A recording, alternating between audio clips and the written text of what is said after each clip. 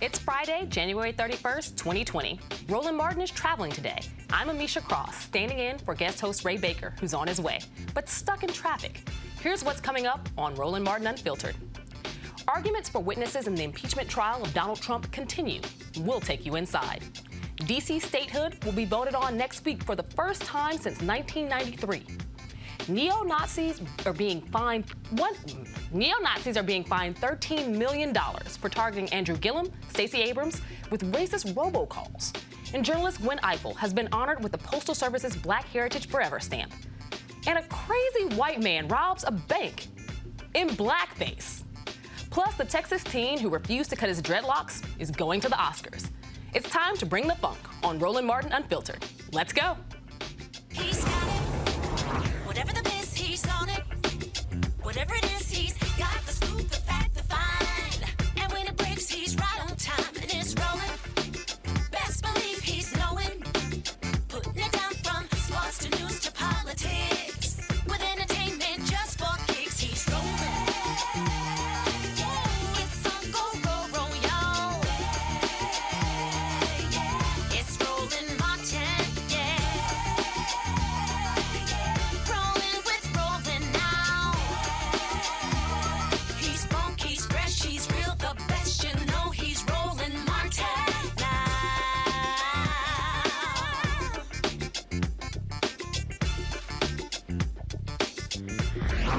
Martin.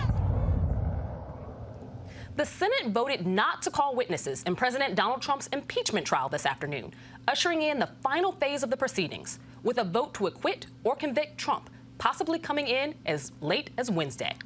The vote was 49 to 51. Here's Representative Val Demings with some of the arguments for witnesses. Last Tuesday, at the onset of this trial, we moved for Leader McConnell's resolution to be amended to subpoena documents and witnesses from the outset. This body decided to hold the question over. You have now heard opening arguments from both sides. You have seen the evidence that the House was able to collect. You have heard about the documents and witnesses President Trump blocked from the House's impeachment inquiry. We have vigorously questioned both sides. The President's counsel has urged you to decide this case and render your verdict upon the record assembled by the House. The evidence in the record is sufficient. It is sufficient to convict the President on both articles of impeachment, more than sufficient. But that's simply not how trials work. As any prosecutor or defense lawyer would tell you, when a case goes to trial, both sides call witnesses and subpoena documents to bring before the jury. That happens every day in courtrooms all across America. There is no reason why this impeachment trial should be any different. The common sense practice is born out of precedents. There has never before been a full Senate impeachment trial without a single witness. In fact, you can see in the slide, in every one of the 15 prior impeachment trials, the Senate has called multiple witnesses. Today, we ask you to follow this body's uniform precedents and your common sense. We urge you to vote in favor of subpoenaing witnesses and documents. Now, I'd like to address one question at the offset. There has been much back and forth about whether, if the House believes it has sufficient evidence to convict, which we do, why do we need more witnesses and documents? So I'd like to be clear. The evidence presented over the past week and a half strongly supports a vote to convict the President. The evidence is overwhelming. We have a mounting of evidence. It's direct, it's corroborated by multiple sources, and it proves that the President committed grave, impeachable offenses to cheat in the next election. The evidence confirms that if left in office, President Trump will continue to harm America's national security. He will continue to seek to corrupt the upcoming election, and he will undermine our democracy, all to further his own personal gain. But this is a fundamental question that must be addressed. Is this a fair trial? Is this a fair trial? Is this a fair trial? Without the ability to call witnesses and produce documents, the answer is clearly and unequivocally no. It was the president's decision to contest the facts, and that is his right. But because he has chosen to contest the facts, he shall not be heard to complain. He shall not be heard to complain that the House wishes to further prove his guilt, to answer the questions he would raise. He complains that few witnesses spoke directly to the president about his misconduct beyond his damning conversations with Sondland and Mulvaney. Okay, let's hear from others then. The witnesses the House wishes to call directly to the president's own words, his own admissions of guilt, his own confessions of responsibility. If they did not, all the president's men would be on their witness list, not ours. These witnesses and the documents their agencies produce tell the full story. And I believe that we are interested in hearing the full story. You should want to hear it. More than that, the American people, we know they want to hear it. Joining me now to talk about what's next is Joseph Williams, senior editor of U.S. News and World Report, and on Skype, Rob Richardson, host of the Disruption Now podcast. So, Joseph, we know how the chips have fallen. We've seen the calls for witnesses. I think that the Democrats, the Senate Democrats, gave a very impassioned plea as to why we need those witnesses called, particularly after the earth-shattering John Bolton comments. We've seen the responses after the Lev Parnas interview. At the end of the day, the Republicans have said no witnesses. Where does that leave us? That leaves us with a president who's basically left unaccountable. I mean, that's the real problem here. I mean, a lot of people have said that the verdict was pre-cooked, that the cake had already been baked, that we all knew what this was going to happen. But the problem here is that it repeats a pattern that Trump has had his entire career, not only as a politician, but also as a businessman. You recall during the campaign, he said some various disparaging things, was never held to account by the Republican Party. He gets into office, does a lot of other really questionable things, not a word from the Republican Party. And now he is actively seeking, he sought, foreign interference in the election, no accountability here. So basically, they've expanded the powers so much that he could probably do whatever he wants, and that is a real problem because Trump is not going to be in office forever, or we don't know if he's going to be in office forever because, quite frankly, they have said whatever. If he wants to stay, they lack the power and the authority to get him out. So that's a real problem. No, and I agree with you on that. I want to get Rob Richardson in on this as well. Again, we just saw what happened today. A lot of people, specifically those on the left, kind of felt like this was in the motion. But there were some holdouts who actually believed that we were going to have some Republican senators actually look towards having these witnesses come forward. How do you feel about the latest news?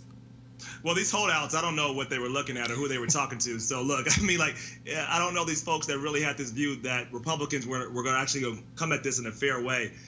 Was it a fair trial? No. Did they care about it? No. Do they have any integrity left in the Republican Party? Absolutely not. You have a series of folks that are just cowards and traitors and don't really care about anything other than trying to preserve power. But they're not looking at the long term. And I want to just reflect on Trump's defense. What they said essentially the other day was, if a president has a political interest, then they can do anything. So, absolutely. I think that I agree with you there. I think that was one of the most interesting points and a very new defense. This was something that came up. We hadn't heard them use this one before, and it was basically that a quid no one pro ever quo, has because it's crazy. A quid pro quo, if it benefits you personally, is absolutely okay. And I think that takes us down a very slippery and scary slope as well. Well, what they're saying is, like, if it's in the interest of politically in the country, it's in the best interest, and the person feels like it is, then it's okay to do, which is crazy because Trump, you can see the argument being, okay, we're in a war or something, then I need to stay president for another term, or yeah, I lost, but doesn't matter because it's in my best political interest, so let me stay. It is an absolutely crazy argument. It's clearly that either one or two things are happening. Either we're seeing the end of the Republican Party, which I hope that's what's happening, or we're seeing the end of America as a democracy, and we're just going to something else. And that really depends upon what happens next, because clearly we can't depend on the Senate to actually stand up. Well, I would vote for end of the Republican Party a little bit more than the end of the Republic.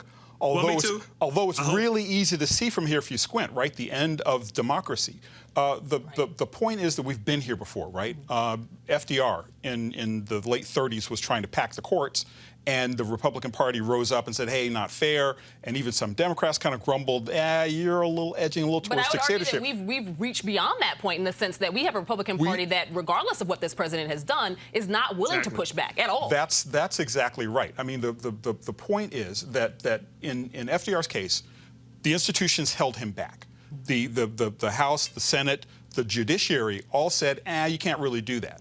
Now we have the House pushing in one direction, the Senate, which is the final arbiter here, saying, no, we think he can do that. Yep. And we know that the courts have pretty much been packed in his favor because all along in each step of the way, that's what it's been all about. And the reason why Mitch McConnell has decided to engineer a rapid acquittal is so he can get back to the assembly line of producing these judges that get lifetime appointments on the federal court and that do not have any accountability whatsoever and can execute their voter ID laws, that can execute their various and sundry schemes to try to constrict federal power in the hands of just one party. And Rob, we already see that, this president is fast-tracking to his own vindication. How do you think this affects the 2020 election? Well, I'm going to get to that, but I'll actually want to make, as I'm a history junkie, I want to reference the FDR mention that was made there. I think it's a little bit different. We have to make sure we keep that in mind because during FDR's time, there was an alliance between Republicans, conservative Republicans, and conservative Dixiecrats who both did not like FDR. We have nothing of the sort right now. We have a Republican Party that is completely lockstep in doing whatever this president says. So I think we're at a much more dangerous ground. Also, we had a Democratic president that was willing to push the edges, and because he did that, he actually got more things accomplished that people were nervous about what he might do. And he also had 4 terms. So we look, if we're talking about some comparisons, we want to be very careful about that. So what this is going to do with 2020 is really hard to say. I used to have a pretty good indication about where the country was going. Ever since the present occupant of the White House has been in there, he's really kind of fogged things. So it really depends on a few things. 1, if there's massive voter turnout. 2, if there's a reaction to people that feel like, okay, we don't have any accountability in the Senate. We don't have any accountability with the president. We need to bring things back to normal. If that's the narrative and if that's enough, which I'm not sure if it is, that can move Trump out of office. But you also have a strong economy. There's just a whole bunch of unknowns. With Trump, nothing can follow conventional wisdom. We're going to see him actually, I think, cheat and do things we haven't seen before. So I'm not sure if Democrats are prepared for that fight. I think they go along of saying, oh, well, let's just do everything right. Let's just make sure the American people know how logical we are and they're going to follow us. And I think that's a failed strategy. So I don't know. But see, here's the thing. I mean, if you were talking about the 2020 election and whether or not this is going to end, that clearly it will. I mean, not the least of which because I think Rob's made a point that this party is not necessarily equipped to fight asymmetrical warfare against this guy. Number 2, is it really going to be a fair election? I mean, we don't know. He already has solicited foreign interference in his previous win. He probably is going to do it again. He's already talked about China even before the impeachment trial got started. He put a shout out to China. If y'all want to hack us, we need some information on the Democrats, so have at it. And basically, he's admitted to everything, which is one of the things that really drives me up the wall about this, is because we have a party that's dedicated to power and will not will not acknowledge the rule of law. Absolutely, but if you're somebody who is, the game is rigged for you, you're someone who knows that your party is not going to stand against you, regardless of the damage that it will do to democracy. At the end of the day, it has basically given him a blank check to do whatever he wants. And they think that, moving into this next phase, because everybody knows what's going to happen with impeachment here on out, this may, in fact, embolden him a lot more. His base, it going to make it harder will. for Democrats. We're watching this unfold before our eyes, and I don't necessarily think that there is enough, or that we've heard enough, that can sway some of those voters. Well, maybe and maybe not. I mean, I think that the Republican voters are locked in. There's no doubt about that. The middle, there's probably some maneuverability there. But the two things you got to remember is, number one, he will cheat. You're absolutely right. This probably is going to happen. He's already put a call out. Number two, the Electoral College is not necessarily in Democrats' favor, because that's how the game got won last time. Not because he won more votes. He didn't. But because he had the numbers vis-a-vis the system that allowed him to claim a win, even though it was far from a mandate. Yeah, I actually think, to add to that point, I don't think there's a lot of undecided voters. I think the undecided voters are very, very, very, very small. People know who this president is. They know where he stands. And I don't think there's a lot of people that can be moved. So the question is, the persuadable voters are those who can get their voters out. And if Democrats can make a case to make sure enough voters participate, and they can make sure that there's not enough cheating, they'll win. Trump is going to motivate his people. They're going to be motivated. He hasn't lost any votes. I don't think he's gained any. But his people are going to come out, and Democrats better be prepared for that. Well, thanks, guys, and there's a lot more to come on impeachment. Members of Congress will soon vote on whether D.C. should become the 51st state for the first time since 1993. D.C. Delegate Eleanor Holmes Norton, Mayor Muriel Bowser, and Council Chairman Phil Middleton were flanked by House Oversight and Reform Chairwoman Carol Maloney yesterday for the announcement. We announced today that on February the 11th, the House Oversight and Reform Committee will mark up and vote to send to the floor H.R. 51 to give the residents of the District of Columbia equal representation with the states in both houses of Congress, and to ensure that Congress can never again interfere into the governing affairs of the district or dictate or change the district's local laws. Since joining the House of Representatives in 1991 as D.C.'s largest non-voting representative, Norton has introduced statehood legislation every legislative term. The bill is expected to be voted through committee and make it onto the House floor. Joseph, how do you feel about this? Statehood, it seems like we've been arguing this now for decades. Does it have a better chance in 2020 than we've seen before? And what are some of the factors you think would help to propel it forward? It's hard to see it from here. I mean, maybe if you squint, I think that D.C. has a good shot at statehood. The factors are, you've got a Democratic Congress. Every presidential candidate has called for, every Democratic presidential candidate has called for this. But there's a lot of unknowns there, too. I mean, at every turn, when the winds seem favorable, some Republican legislature has come up with a maneuverability bill that has blocked it. D.C. has a good chance. Will it happen? It depends. That's all I got for that. I mean, and I think it's deserved, because we pay the largest proportion in taxes. We have zero representation. The seat of government is here, and all the laws and governance of D.C. comes through a Congress which has not been accountable to the people of Washington. Absolutely. And I have the same question for you, Rob. What are some of the factors that you think could propel this forward, and why is now the time? Do you think, first off, that now is the time for D.C. statehood? And what do you think are some of the things that could cause this to actually become a reality for the people who've been fighting for so long? Well, I actually think this shouldn't be a partisan issue, but we know it is, because when it passes, people see, okay, these are going to be more Democratic representatives. They're going to be 2 Democratic senators. It shouldn't be that. It should be about fairness. So I think the real thought in this, though, is that Republicans play chess and Democrats play checkers. So this should be something that should be a long-term investment. No, it's not going to pass in 2020, but you start playing the seeds. You figure out strategies to get this to be popular. A lot of the ideas that people accept as mainstream right now, the Republican Party has been working on for 50 years. Democrats don't think about things that way. So I actually think we should be doing this because A, it's the right thing to do. You're going to have like close to 1 million people at some point, I think about 2045, that are not going to be able to participate in hardly any elections, yet they're going to pay lots of taxes, and they deserve representation. They're larger than multiple states, if you think about it like that. We also have this emerging issue, which is another issue with the Electoral College. About 80% of people in the United States are going to live in cities, but the Electoral College is going to be such that a few states with a few amount of people are going to have an oversized power. So we're going to have another type of inequality going on within the United States that's going to challenge this country. And I think it's going to, if we don't figure out a way to solve, people are going to feel like they're not represented. And if you don't feel like you're represented, then your whole government falls apart.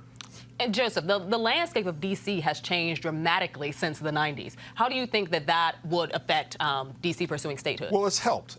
D.C. has gotten more diverse. It's one of the more diverse cities. Usually, back in the 70s, it was Chocolate City for a good reason. I mean, 55, 60% of the population was African American. Now it's just like chocolate milk. Exactly. It's like cafe au lait, basically. And so that brings with it some power. I mean, because you've got economic power, because you've got economic power, the political interests are more likely to listen to you. The problem is, on a national level, it's still perceived as Chocolate City. And that's part of the issue. Is back, I think it might have been 10, 12 years ago, there was a proposal on the table that seemed highly rational.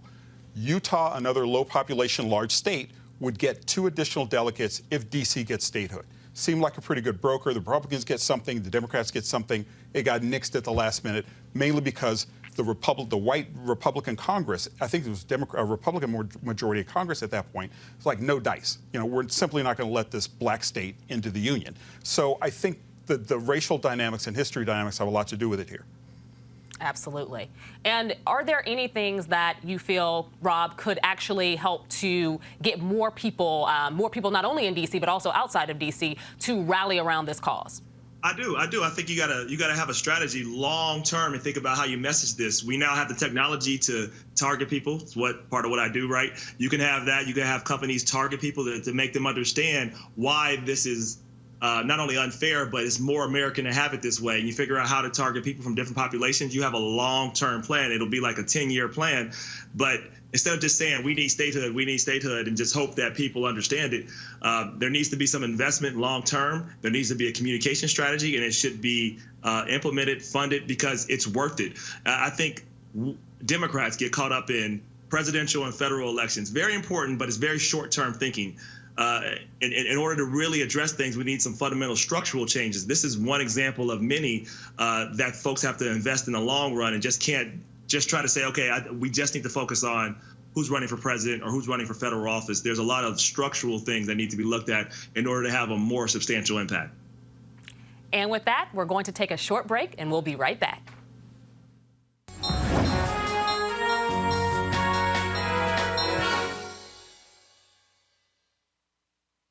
I love public service. I love knowing that everybody can be helped by me. My name is Alonzo Thornton, and I'm a psychiatric nurse too for the Department of Aging and Disability in Nevada. We service individuals with intellectual disabilities, so we have to assist them all day, 24 hours a day. There's an individual, a young lady who, when she first came in, she was scared. She was really apprehensive. And slowly you build a relationship. Through my interactions with her, daily interactions, she yells my name out when I walk into the room. Alonzo, Alonzo! It's just a happy, joyous thing. And it just makes me, I'm giggling and I'm laughing when I leave her room. And that's one of the best feelings that I have. Alonzo is amazing with the individuals. He goes above and beyond, no matter what it is. I'm from 3 generations of Alonzo Thorntons who joined the Army. My grandfather was in World War II. I joined the Army in 1984 as a combat medic. And in the military, we had people who watched our back. It was a system where I would watch your back, you would watch mine. My union grants that security because I know my medical benefits are taken care of, my pension is taken care of. I can concentrate on caring for people. And public service especially, I love it because a lot of times many individuals don't have anywhere else to go. Public hospitals may not take them, but public service, we take them and we care for them and we give them the best lives possible. I love it.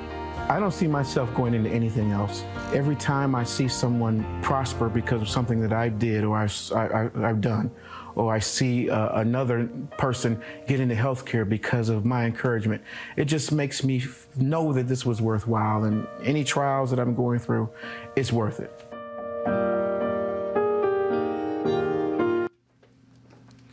Hi, I'm Ray Baker. I'm guest host for Roland Martin this today, but unfortunately I was stuck in traffic. You would be amazed how much traffic there is on 295 coming from Baltimore. Before we get started with the rest of the show, I want to thank Amisha for her fantastic job sitting in the seat. She is a strategist, an analyst, and apparently also a host. But as in the spirit of Roland, we got to continue to bring the funk.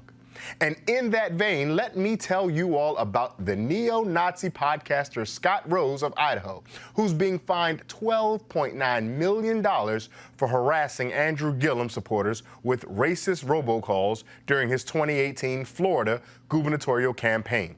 Now, in November of 2018, he tried to interfere in another election by making 583 robocalls denouncing Georgia gubernatorial candidate Stacey Abrams. The racist and anti-Semitic, those things always seem to go hand in hand, calls falsely claimed to be from, get this, Oprah Winfrey. Here's another example of the kind of hatred he exposed people to. The body of 20-year-old Molly Tibbetts was found in a cornfield after she was stabbed to death by an invader from Mexico, a biological hybrid of white and his savage Aztec ancestors who also killed with knives during their mass human sacrifices on top of pyramids they didn't build. Some relatives of Molly Tibbetts are implying that despite having been murdered by a non-white savage intruder, she would still support the invasion of America by a brown horde, currently at a staggering 58 million. But you know in your heart they are wrong. If after her life has now been brutally stolen from her, she could be brought back to life for just one moment and asked, what do you think now? Molly Tibbetts would say, kill them all. Well, we don't have to kill them all, but we do have to deport them all. The Aztec hybrids, known as mestizos, are low IQ, bottom-feeding savages, and is why the countries they infest are crime-ridden failures. That's now America's fate, too, unless we refound America as whites only and get rid of them now. Every last one. This message paid for by the roadtopower.com. I imagine we all know what time that is. And it's amazing that that person would say that others are low IQ as he says we need to refound America. But I'm not here to opine. We have some analysts that you've already heard from and you'll hear more from joining me. Joseph Williams, again, senior editor of U.S. News and World Report. Amisha Cross, you know her as a host extraordinaire, but she's also a political analyst and Democratic strategist. And our brother on Skype is Rob Richardson, host of the Disruption Now podcast. Rob, hello to you. I just got in studio, so I wanted to make sure I spoke to you. Amisha, I want to start with you because you were doing such a great job of hearing everyone else's opinions, but I want your opinion on this. How do so many Americans, particularly white Americans, particularly white racist Americans, think that this is still an okay way to exist with other human beings here in 2020? I think because even though, we've had the civil rights movement, we've tried to, or at least some people thought we were in a post-racial society, we never actually have been, and it's hard to believe, and I personally don't believe that we'll get there. What we do have is a president that continues to stoke the flames of hate. And when you do that, you have these people that were usually in their own little echo chambers with friends and people who think like them, who are afraid to go out and make these statements publicly. Right now, you have an emboldened populace that, as racist, xenophobic as they happen to be, they feel free to shed all of this information out here for everybody to share far and wide. Listening to that, it was not only extremely disruptive, crazy in many ways, but also just the vitriol that was within it. I would be afraid to even be in the same room with somebody who thought and held those types of ideals, because it is not a large leap to go from that type of thinking to extreme violent activity. Rob, I want to go to you because you're a podcaster, even using the name Disruption Now, and Amisha alluded to disrupting just now. But is the growth in technology, the growth in digital communication, is that aiding in bringing these types of folks who may have been in the margins or the shadows out to a more public sphere? Oh, there's no question about that. And there's a lot of benefits to the digital age, obviously, but it certainly amplifies the worst of pre-existing conditions of humans, the grandiosity, racism, the hate. You have a medium where you have really no filters, so you can just say or speak to whoever you want to. Not only that, of course, you can micro-target your communities, and you can really get your worldview, no matter how warped, reinforced day in and day out. So you got this idiot, you got this guy who's out there doing this every day, and he did this, and he's stupid. Like, he's not the person I'm worried about. He's stupid, he's clear, he's overt. I mean, I'm worried about him. I wouldn't be in a room next to him. You know, I might have to punch him or something. I shouldn't punch him. We shouldn't say that. I would be whatever. I would be on guard. But let me just say this. He's the person you shouldn't worry about, because I don't hear much of a difference between his language and the president of the United States. As Amisha referenced, he's emboldening people like that. But my worry is not about those people. It's about the cognitive dissonance to all the other people who are saying this is acceptable. Because how many votes did Donald Trump get and say essentially that same type of language? That makes me nervous in terms of having a country that is fully and not only not rejecting this, they're fully embracing it, and you know, we know Donald Trump has not hidden from this, hasn't gone anywhere. So that's what we have to worry about. And final point on this: when you look at the digital strategy and what's really going on, there's going to be a sophisticated way to do this. We know if you read the Mueller report, it was a boring 400-page report. I read it, and there's only one line I want you to focus on.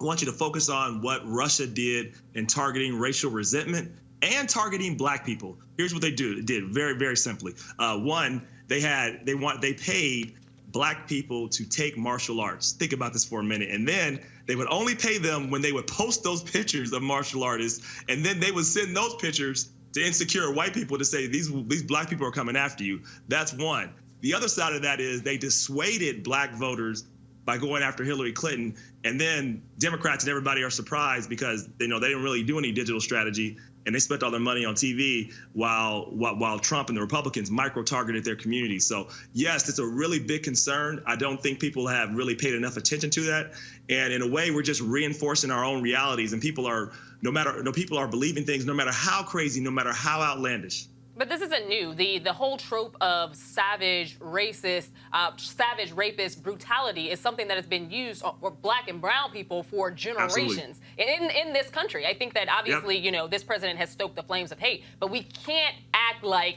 just in that last election, these people suddenly emerged. This is something that we've seen redone over and over again in a different way. Now we have digital, you know, a digital expansion of access to where it's going through hundreds of thousands of people at once. But this is something that has been utilized across this country for a very long time. It sounds like, to your point, it's a new medium with old tools. Joseph, in the last segment, Rob pointed to something where he said Democrats think large, federal elections, who's Congress, who's running for president.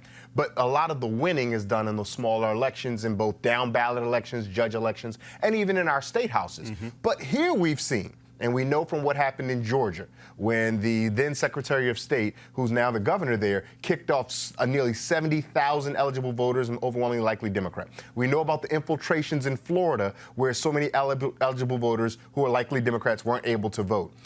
We see Democrats are targeting state houses. But here and again, we're seeing that the Republican adversaries are playing in ways not just are politics or dirty business, but are beyond the pale. Is there any hope if Democrats or anyone else who wants to oppose Democrats are unwilling to play at that level? Well, that's a really interesting question, and I'm not sure we have an answer for that just yet. I mean, number one, it's asymmetric warfare, and conventional armies always do poorly against guerrilla fighters, and these guys aren't afraid to break the rules. This tape sounded really amateurish, but who knows how effective it might have been. Who knows how many votes it might have siphoned off from legit people who wanted to vote for Stacey Abrams or from Andrew Gillum. And we know that in Abrams' race, the margin of victory was very, very narrow. And that's with a guy who is running the election, also running for the office. I mean, it's just insane. And what's legal now and what's acceptable now is just mind-blowing. The second thing that comes to mind is they caught him. The FEC, it might have been the FEC or whatever commercial entity, federal entity that monitored these sorts of things, caught him, levied a hefty fine. And yet the president of the United States, who did far worse, who openly solicited government interference from a foreign country, is exonerated by the party. Yeah. That's because this guy is kind of he's a bottom feeder, and it's easy to squash those people. We have a president who literally said the exact same thing when it came to calling Mexican immigrants rapists. It came out of his mouth. In his opening statement, when he announced that he was running. When he was announcing that he was running on the campaign trail in the State of the Union, at any given point when he was given a public position to make the comments, he would make them, and he's been making them for years now. Right, yeah, I would say as another point to actually bring up what you just said, my issue is that, Democrats, yes, they went after the State House in that, but like this was really predictable. And so like thinking about how Stacey Abrams is right now, she's actually funding this. She has a long-term plan. That's what Democrats need to be doing. Look, Republicans are going to cheat. We don't have to cheat to win, but we do have to fight. And I think there's a level of folks that are uncomfortable with actually engaging in conflict. I think that's the issue. You don't have to break the rules, but you do have to be willing to fight. But I think that uncomfortability comes from the fact that there are Democrats who know that within our very own party there are people that believe the exact same thing. And it's very hard to be that person who is, I'm this fighter and I'm going to drive this through, when you know that some of the same people who smile in your face, who fundraise in your community, who people vote for every day and stand by, hold these exact same views. Well, but and that's why Democrats continue to lose elections. But Joseph, go ahead and get it. Here's the problem, though. I mean, one of the things that I keep thinking about is judges, right? If we talk about fighting, if we talk about trying to push back against some of these things through legal means and through conventional means, this is what this administration has been all about. This is why McConnell has stuck by him. This is why so many Republicans who were never Trumpers all of a sudden have flipped, is because they are not just targeting local elections, which they did, that's fine. They're targeting federal judgeships, lifetime judgeships, judgeships that determine election boundaries, judges that determine precincts, judges that determine who wins and who doesn't. The same court packing you said in the last segment about FDR. That's exactly right. It's kind of a through line here because, yes, this guy got caught and he got away with a lot of stuff, and he got away with some stuff that was beyond the pale that is now okay. But the problem is, if you are the Democratic Party and you don't want to go down that road, and yes, to your point, there are very many people who say, yes, I guess I agree with that, but I'm not going to say that openly because that's poor taste, right? Well, then what are the means of fighting back? What is the means of fighting back if they've got the courts, if the legislatures are changing the rules, and if the federal government is not doing anything through the Justice Department? Rob, let me ask you this, and it's something you alluded to a bit in the Mueller report, and so I just want to push the conversation forward. Sure. One of the things that many on the black left were skeptical about the Russian report was the Russians didn't have to go in and change vote totals. They merely had to play on the fears and racial resentments that already existed. What does it mean that white Americans still today, to Amisha's point, be it Democrat or Republican, I'm not making this as a partisan question. Sure. This is an American question. What does it mean that white Americans just still don't like black people? So let me go to, I'm going to answer that question. I want to go back to what was talked about with judges, because I'm going to break the 11th commandment here. And I have great respect for Barack Obama. I voted for him, worked for him, raised tons of money for him. But I want to take everybody back in time, because I think it was Jason who said this. Like, yes, they have a strategy because, as I said before, Republicans play chess, Democrats play checkers. We'll go back in time and talk about Barack Obama and how he had a Supreme Court pick that didn't even get a vote. Now, replace him with George W. Bush, any Republican, a Democratic Senate, a Democratic House. Had they done that, what do you think they would have done? They would have raised all holy hell. There would have been all types of strategy, all types of fight. And we went out without a whimper. Like, I don't remember much strategy or pushback at all. And that was a big deal. That one vote has literally changed the course of probably the next 20 or 30 years of legal laws and rights that we're going to have in this country. It was a huge deal. But what does that pushback look like, though? That's a good question. What does that pushback look like? I'm going to tell you what pushback looks like. First of all, speaking up, thinking about a strategy that you would have, like instead of getting a Maryland Garland, whatever his name is, Garland, Maryland Garland, yes, right. Somebody who's you think is going to be the safest pick and pacify people that you cannot pacify, that people that have been denying you from the beginning. Why don't you go ahead and get a black woman that might actually fire people up to be the first African-American woman, and then have a strategy for engaging your base, getting people really fired up and making this mainstream instead of not doing anything, maybe even trying to push the boundaries, maybe even try to appoint them anyway. Don't not do anything. That's not a good strategy to me, to just say, well, hopefully we're going to win the next election. Republicans would never do that. I mean, the point is actually have a strategy to engage and fight. And I'm just getting tired of just saying, okay, well, we can't do anything, and then let's just hope that Americans see that we're fair. No, they want to see fighters. People respect folks that have conviction. That's a great point. And to Rob's point, I think a little bit about when the North Carolina GOP headquarters burned. And there were so many Democrats who contributed so much money to help rebuild that because folks were offering the rhetoric of country above party and we all want American. And the very first initiative that the North Carolina GOP did then, right after, was voter suppression, specifically targeting black and overwhelmingly Democratic communities. But Amisha, I did ask Rob a question, and Rob acknowledged it, but he had a point he wanted to make about the judge, and that was fair. But I'm not asking you to speak for or defend white people. But I am curious why in 2020, merely suggesting that there may be some Mexican sisters and brothers who may be your neighbor, merely suggesting that black Americans might arm themselves or learn kung fu or may learn self-defense tactics, merely suggesting the black presence exist and will be in someone's space is enough to drive serious wedges between Americans. What does that say about Americans and white Americans specifically? It says about white Americans what it always has.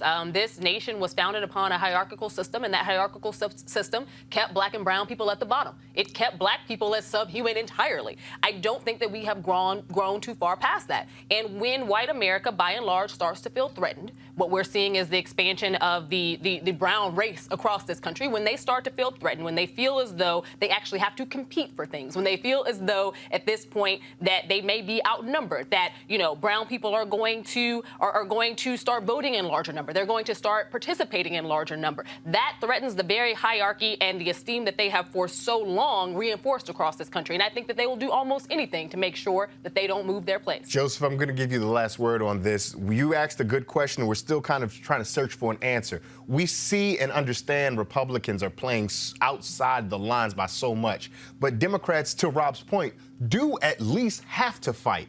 But what does fighting look like? Fighting looks like what's been going on right now, but you can't really fight effectively unless you win the elections. I mean, fighting back looks like forgive me, I do want to hear from you. Sure. But if the thing that the Republicans are doing is contaminating those same elections that you're saying we must win, how does one engage? It engages. There are pushes to change the Electoral College. There's pushes to change representation. There's pushes to like lock in gerrymandering for a certain period. There's pushing to make sure that every person is counted so that the census is accurate. It means going to court when you know you can win. It means having a public strategy when you know you can't win to turn public opinion. It means being loud, sometimes being wrong, but not caring about being loud and wrong as long as you're trying to make an objective point and get your side in an advantage. I think Rob made the point about the D.C. statehood that maybe it won't come to fruition in 2020, but you lay the groundwork so it'll become a thing later on. In 2010, Medicare for all and single-payer solution advocates were pushing and pushing, and it sounded so far-fetched. Here we are in 2020, and that thing holds really strong. Rob, hold on 1 second. I've got to take a break, but when we come back, we'll have way more here on Roland Martin Unfiltered. You want to support Roland Martin Unfiltered? Be sure to join our Bring the Funk fan club. Every dollar that you give to us supports our daily digital show. There's only one daily digital show out here that keeps it black and keep it real as Roland Martin Unfiltered. Support the Roland Martin Unfiltered daily digital show by going to RolandMartinUnfiltered.com. Our goal is to get 20,000 of our fans contributing $50 each for the whole year. You can make this possible. RolandMartinUnfiltered.com. On Monday, February 3rd and Tuesday, February 4th, the National Leadership Conference is issuing a call to action.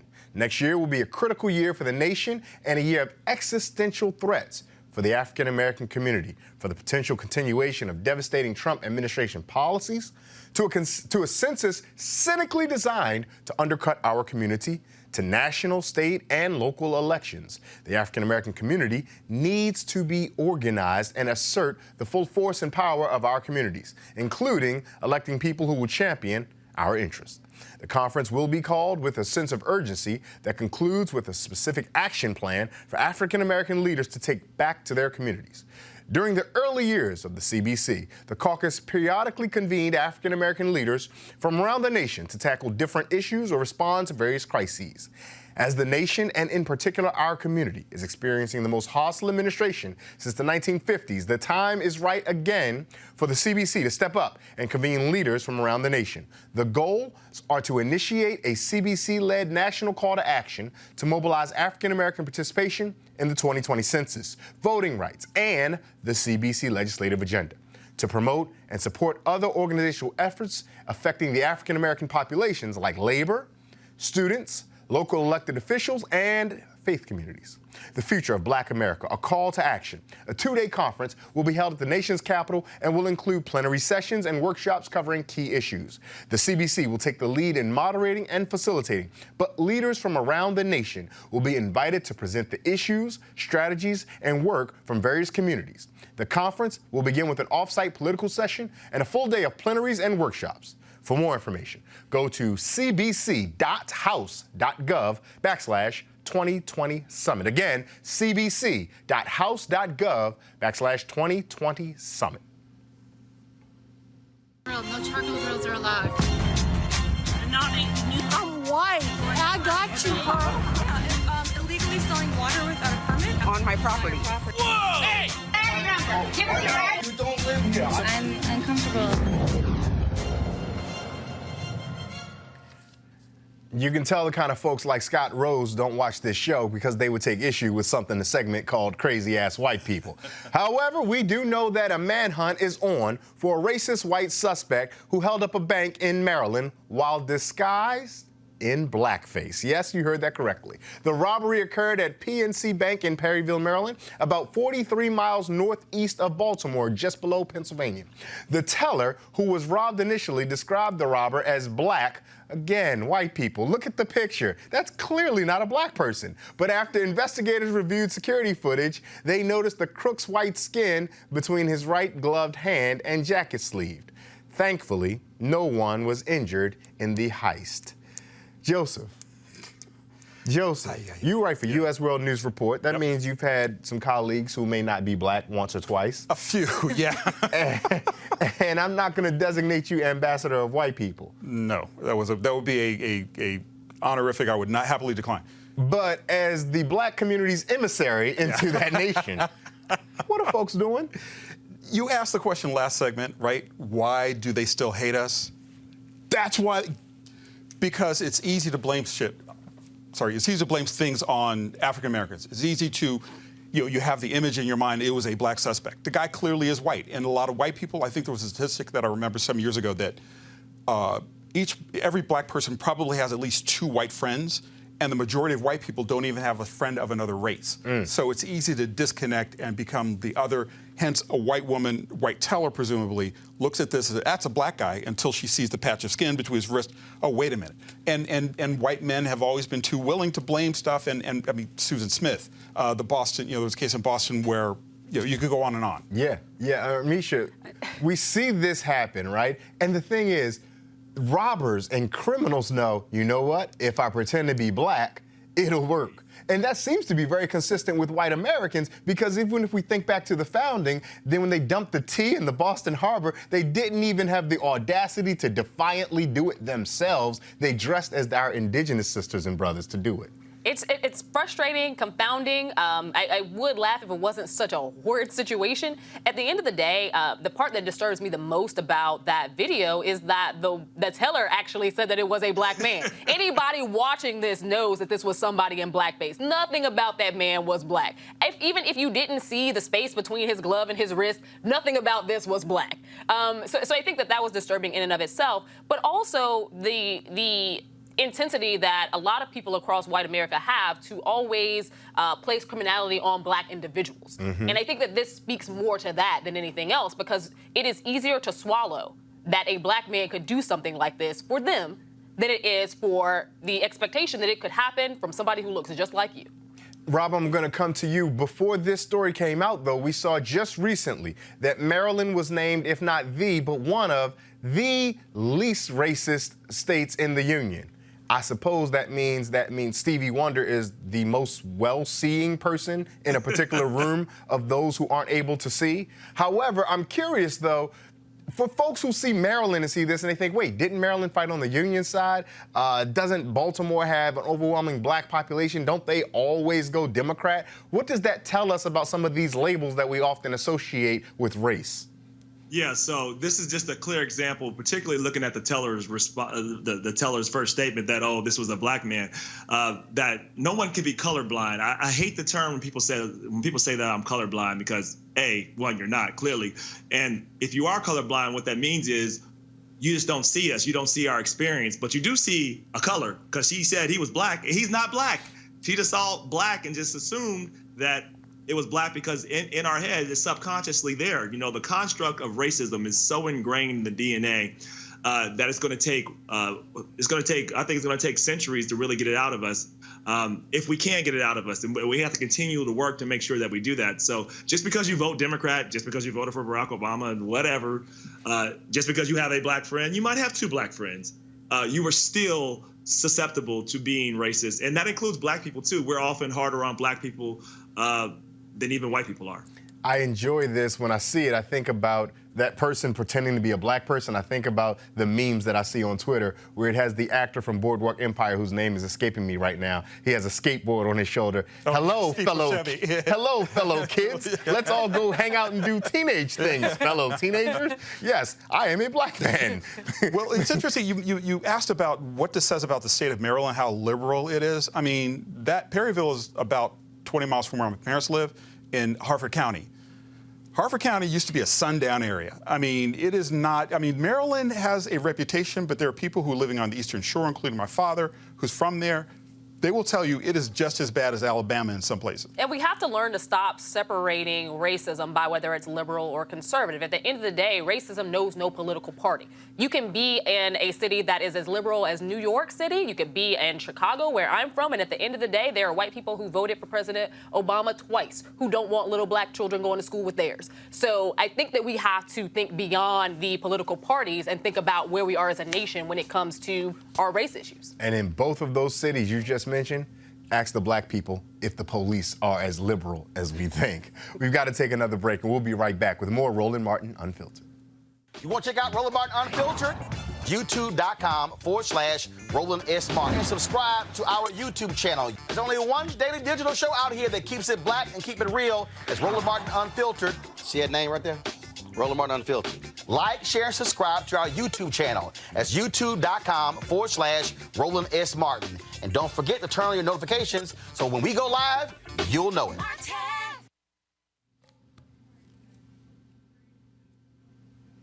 Be sure to join Dr. Jackie Hood Martin as she engages others to think like a leader. Are you looking to enhance your leadership or that of your team in 2020? Join our newest online course and mastermind group, How Successful People Think.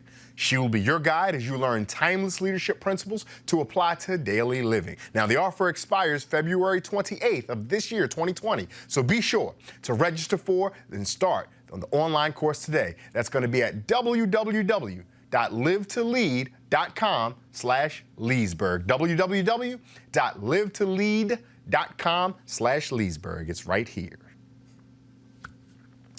In other news, finally, guys, Rob, get ready. I've got good news.